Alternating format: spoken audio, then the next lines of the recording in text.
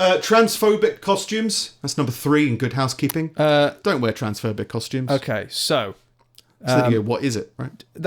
Disagree because nobody seems to be able to fully define exactly what that means because it's not a thing. Yeah, it doesn't make any sense. Transphobic is a hate crime. A hate crime hot costume. Again, hate crime, not a thing because no one can define it. No one can define a hate crime? No one has decided exactly what it is. I think you can define a hate crime. No, because you'll find something, and like there might be a few things that people might unanimously agree on, but then there's so many cases where it's like half people will agree and half people will disagree. If I stabbed you because you used that extension cable to charge your vapor, yeah, I think that'd be a hate crime. It's fueled by hate. Not officially. No. Because, but like the more extreme ones of like it's motivated by murdering a baby because of their race. Yeah. It's got to be a hate crime, right? Yeah, but really, it's just murder, and I don't think it matters too much about the motivation of it. Yeah, I'd say it's probably not a crime. A hate crime is not like a crime to go to prison for, I guess. Which is what you're saying, right? You go to prison for murder for that, right? Yeah. Or like some kind of extreme murder because it's a baby. Because but you wouldn't go to murder. You wouldn't go to prison because of your motivation to do it. That's a hardline provable thing. Yeah.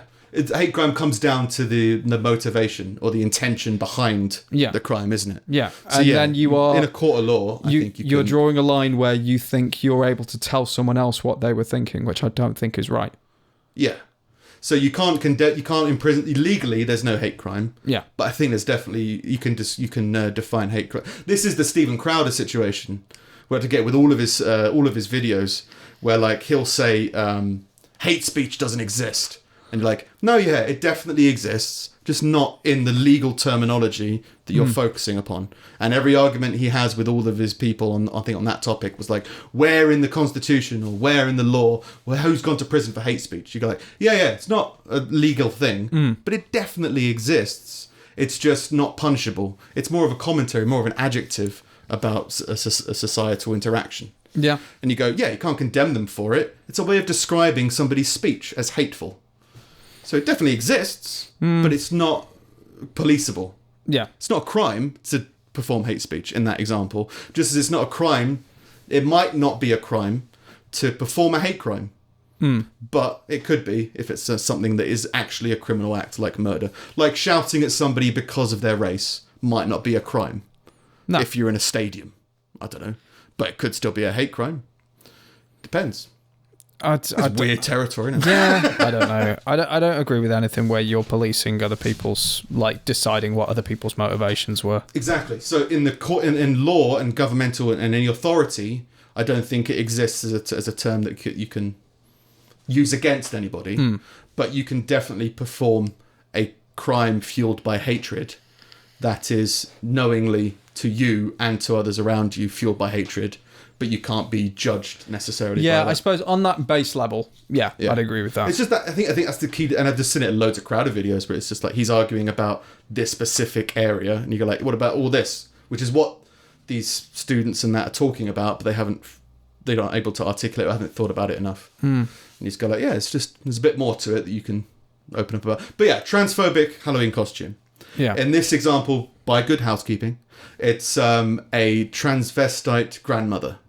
So, like, stag doos dressing up as old ladies. Shut up. That's a transphobic costume. No, it isn't. He's got, grow up. Yeah, that's where you go, like, I don't think it is a transphobic costume. Yeah. It may be making light of transsexualism. But that's the thing where they've decided the motivation of that person. Yeah. The motivation of that person is to be transphobic, is to be judgmental of trans people. Yeah. It's not. Which we agree is, that's not the case. It's like, it depends on the context. Yeah. They haven't performed a crime. They haven't done something hateful. You've just associated this adjective with this noun. It's like, no, it doesn't. It's just a man dressed up as an old woman. And they've remarketed it, and instead of, I think they used to market it as tranny granny. And they were like, that term's bad. You go like, okay, maybe that term's bad. So now it's Mrs. Doubtfire. But that's stupid, though. That's what you're saying is it's transphobic for a man to dress up as a woman. If the intention Oh, that's what you're saying. And they're saying that because the intention is to ridicule people who do so, and you go like, no, you've made that leap. That doesn't exist. Yeah. Yeah, that's where you go like, no, it's not transphobic for people to wear different genders' clothing. Yeah, no. That's somewhat the basis of transism or transvesticism. But yeah, that is assuming that it's not. It mocks and satirizes transgender women, in addition to using a transphobic slur. And now people sell it as Mrs. Doubtfire to get around it. And you're like, yeah, I don't think Mrs. Doubtfire was transphobic. No. It was trans. Like, it embodied transvesticism. Yeah. But I don't think it was doing it to hate or push down the trans movement in any way. It's all they're doing is complaining about outdated language in that situation. Yeah. Like there was we take part in a gathering, right? Yeah. And there's a faction called the Tarantulas, and they put the Lorien Trust, the people that run it, put a big notice out recently, because a lot of the nicknames that people have for people of that faction is around transvesticism, tarantula, tranny, like that kind of thing. Okay. And they just put out a notice saying, we're moving on with the times, can we please make sure we're not using that language anymore? But this establishment, which is based on the realism and focusing on existing in 1066, we're moving with the times. But in that situation, particularly consider the community that involved and the diversity involved in that community, I agree. Like it's a family oriented event, yeah. And if you and that nobody is there to cause offence and to cause issues. If there's no like absolute reason to have to say it, then it's fine. Then we won't say it anymore. We accept that we're moving with the times in it. All they're doing with that costume thing is exactly the same thing. It used to be called the Tranny Granny, and now it's called Mrs. Doubtfire or whatever. It's not to get around it. It's to move on from it. Well, it's just, again, it's people assigning their own context to something. Companies rebrand all the time. Yeah. I don't know. That's a non-argument. It's stupid. Move on. A refugee. Don't dress up as a refugee. Define a refugee. It's important to remember that it deeply impacts the lives of millions of people. This goes for any costumes that reference immigration issues. Just anything that references immigration. If you come as a wall, I guess, or a Germany or something, then yeah, just any refugees. No, don't dress up as refugees. Very loose. Yep. However, I've never, ever seen anyone dress up as a refugee. Now, I don't know. The only refugee I've never seen every costume. The only refugee costume I can think of is a child dead in a puddle. From that thing from a while photo. ago. Yeah, that's the only example of a refugee costume I can think of. That's not dressed as a refugee. That's dressed as a photo. Refugee, then fine. Like it's dressed as a photo. As in, it's dressed as a culture reference. It's dressed as a cultural touchstone. It's not dressed as a refugee necessarily. Yeah. And again, you'd have more bags. But the thing is, like, I also think that there's not many people who would make that argument, which I think is why. And this isn't to sound big-headed, because I'm sure there's lots of people that feel the same way. But I think this is why, like yourself and me, like we sort of feel different about what offensiveness is. Like, there's another way of looking at this other than being outraged. Yeah. And just think about it, just a little bit. Other people's real struggles are not costume fodder, period. To quote from Good Housekeeping. Okay. Number 5 is body shaming and objectifying costumes. It's Halloween! Again, body shaming, all you're talking about is... So what is body shaming in a costume? It's a fat costume, right? That's all it is. I think the example in this one was... You know, there's a big craze, lots of promotional adverts about these outfits that you wear where you stand in it, but it looks like there's a short inflatable person carrying you. And there's like loads of different variants. And one of those was with an overweight woman carrying you up and she was naked or something. It's like, don't wear this. This is satirizing. Body shaming who? The person doesn't exist. But it's saying it's okay to laugh at something that might look like that representation of an obese female. It's okay to laugh at a funny costume. Yeah. No. You're wrong. You wouldn't be able to work at Good Housekeeping. I wouldn't. Number 6, cultural stereotypes, which we've discussed. When someone dresses up as a member of a culture that isn't their own, particularly in an exaggerated or humorous way, it can be hurtful to those who do belong. Now, let's try and relate, right? Because I've never... Like I said, we can't relate to anti-Semitism. We've covered that. We solved that. Next. We just can't relate to it, unfortunately. Well, yeah. And we're looking to get an expert in anti-Semitism on. we just can't relate to it because it's so alien to us. Basically, was the point about that. But in terms of stuff that I have been noticed, a very microscopic version of that is when people do impersonations of English people, and it's ridiculously wrong. Yeah, and you go like, there is a part of me that like people do English accents. They always do like very specific, either bad Cockney accents or they'll try and do very posh accents from like the Queen. Queen's English stuff. And it's like, not even Queen's English. Well, the Queen's accent, but not people speaking pronunciation. Queen's English. And it's just like, it doesn't make any sense. And all their references don't make any sense. And there's part of me that goes like, okay, well, if I went to America and I did an American accent, and I could say, I can do a great American accent, and I just do the most Southern American accent in the world. And they were just like, that's not how we talk. It's like, yeah, I know, but that's how Americans talk, right? That's just taking a small dialect. That was my whole thing about accents when I was growing up to be an actor. Yeah. Was like, well, if I'm going to do an accent, you have to go professional with it. You go like, well, there's no American accent. If you say, I can do an American accent, they're like, well, what does that mean? Does it mean anything? Is it a San Francisco accent? Is it a California accent? Is it a Chicago accent or whatever? You've got to go a little bit more so. That's the only example I can think of a cultural stereotype where you go like, it's not upsetting, but again, that's probably a very, very small example. Same with anti-Semitism. We just can't relate to that struggle. So maybe because our Stoke-on-Trent's culture has not been appropriated, maybe incest will catch on. Number 7 from Good Housekeeping, a terrorist. Don't dress up as a terrorist. Define. No. Just don't do it. I'd say don't dress up as a terrorist because you might get shot. Okay, so. Right, but don't dress up as a terrorist. So, deep dive on terrorist. Okay. Anti-Semitism, cultural appropriation, terrorism. Don't dress up as a terrorist. Yeah. So, you have therefore decided what a terrorist looks like. Mm-hmm. Can Good Housekeeping explain to me what a terrorist looks like? Untidy. All its tables are at different angles. I don't know, whatever. Good Housekeeping must be about housekeeping, right? Well, the only thing I can think from What's that a housekeeping terrorist? Is it offensive for me to go out dropping everywhere. On Halloween dressed like just as me, but like balaclava, I guess. Well, just wearing a bomb. I'd say that's not offensive, but risky. It's not risky because you might offend somebody. Risky as in someone might kill you. Wearing a very cartoony, obviously fake-looking bomb. I might still kill you. Well, that to me isn't offensive. So it was only offensive if you involve like someone's culture in the costume, which means Good Housekeeping have decided on what the culture of a terrorist is.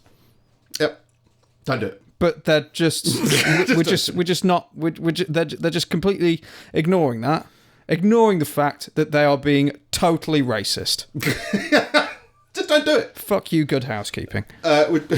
We've got a lot to get through, so I'm going to burn through the rest. Jesus Number Christ. 8 is zombie versions of recently deceased celebrities.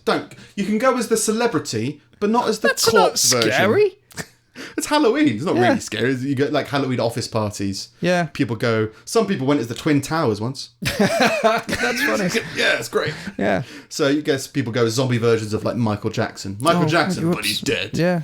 Be fun to do. You're upset because the building died. Get over it. It was more the people that jumped to their death. I know. I was being ironic. Ironic. Right. Number 9, an eating disorder. Don't go dressed up as an eating disorder. You're going to ruin it for everybody. You can't go near the buffet. Number 10, don't go as animal cruelty. What? I think that was the dentist. There was a Halloween costume of that dentist that shot that lion. Funny. Yeah, it's just there. Who cares? Number 11, OJ Simpson and Nicole Simpson, a happily married couple that unfortunately got divorced. What's wrong with that? Can't prove it. Can't prove it wrong. Number 12, a mentally ill person. I mean, mental illness can come in all different shades because technically everybody can be dressed as someone. What do you mean? Like half the Halloween characters are mentally ill. So this one, I think, was specifically mentioning straitjackets.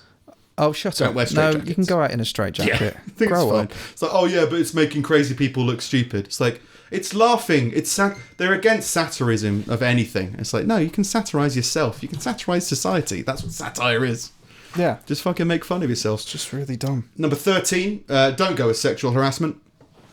Not a good thing to go as. I think it's apparently there's a flasher costume tradition where people would dress up as flashers and like flash people without technically flashing them. Never seen that. Never seen it before. Maybe it's an American thing. Yeah, Good maybe. housekeeping's probably American. Number 14, don't dress up as a homeless person. Just don't do it. I mean, it mocks the homeless culture. And that feels like the most white knighting in the world. Yes, don't ridicule homeless people. Yeah. But if someone's just got made redundant and they dress as a homeless person because that's how they're feeling, then go for it. It's fun. I don't think good housekeeping is really a good place to talk about ridiculing homeless people. yeah. Don't ridicule homeless people. They can't get our magazines. Yeah. So they don't understand don't the have a references house we're making. to keep. No. And number 15 is a national tragedy, which was 9/11. Don't dress up. Dressed as a national tragedy. Other magazines, Insider Magazine says that a sexy convict costume could be interpreted as trivializing the US prison system. Okay, now there's part of that I agree with, and not as an offensive thing, but just the sexy part. I don't get it.